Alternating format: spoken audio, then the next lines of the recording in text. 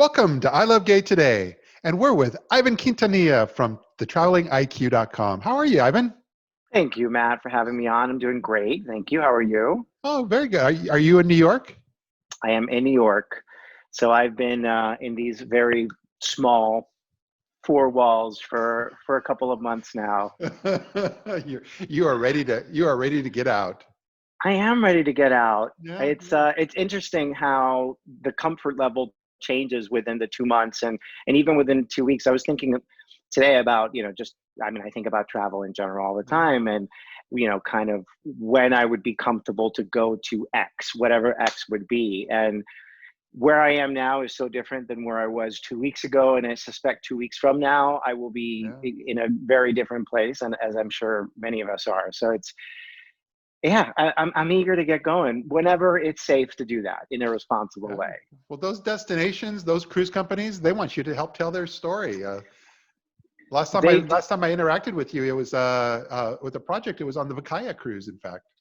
It was, and I had the best time ever. I really do. I know people say that all the time, but I really did. On that one, I really did. It was such a great time, and we had a great group of people there, not only from the travel influencers that were on there and the writers that were on there, but just the Yeah, Vacaya crew is so friendly, and I've become yeah. friends with them over the process. And everyone on that boat was just so nice and so friendly. We had a great time. Yeah, well, you mentioned influencers, writers. I would consider you unique in that sense that you're one of those Okay. rare folks that you're almost. Some people would look at you and they see your social following, they see what you're posting on Instagram, and oh, he's an influencer, but really you're more of a true journalist as well. Yes. Um, I guess it depends who you ask, but yeah, so I started out about 10 years ago, and I started out as a travel writer, and Yeah, it's kind of pre-Instagram, I think it existed, but it wasn't the thing that it is now. And yeah, actually, interestingly, so I started 10 years ago, and I took a few years off in the middle there to pursue other things. And when yeah, I came back to travel writing, the biggest difference that I think I've noticed in the last few years from the way it was before is the Instagram and the focus on the self as opposed yeah. to the destination. And I think that's just permeated everything. It's even, permeated journalism, and Hmm. for good or bad, it's just kind of where we are right now. And there's so Yeah. much more focus on the individual and the individual's own experience as opposed to kind of a more general experience of the place. So Well, I think I would not be the only one that says that. I think you straddle those two worlds very well. So. well, thank you. I would, you would not be the first person to say that either. It gets you in those photos with Troy Petenbrink, and you guys are out of control. I love Troy. He's a doll, and Yeah, he's actually one of my good travel folks who was, we're like the uncles who were around before, and we're still around now. So we yeah, have a good time. I Yeah. like that. But now you're doing traveling. You've kind of adapted or switched, not just with traveling IQ, Mhm. traveling now in quarantine for the IQ part now. And so, how's that going? Right.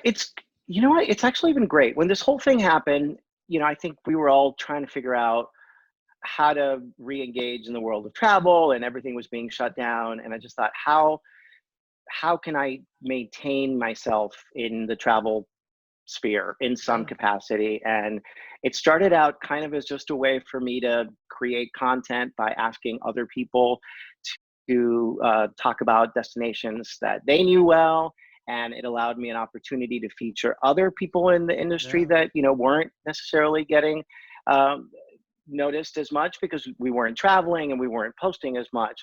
But it's kind of grown into a great little thing that's actually helped me build my own travel community, and it yeah. strengthened it in a way that I didn't necessarily plan on doing that. But I feel so much closer to so many people in travel now than I did 2 months ago Yeah, because I've yeah, been interacting with them in these ways. So yeah. It's interesting. We kind of put a lot of things. It was like everything was a hard stop in March. It like fell off a cliff, and it was like, yeah. but that pause was not necessarily a bad thing for everybody in that sense. And so I feel like you've been able to kind of regroup and rethink and reconnect.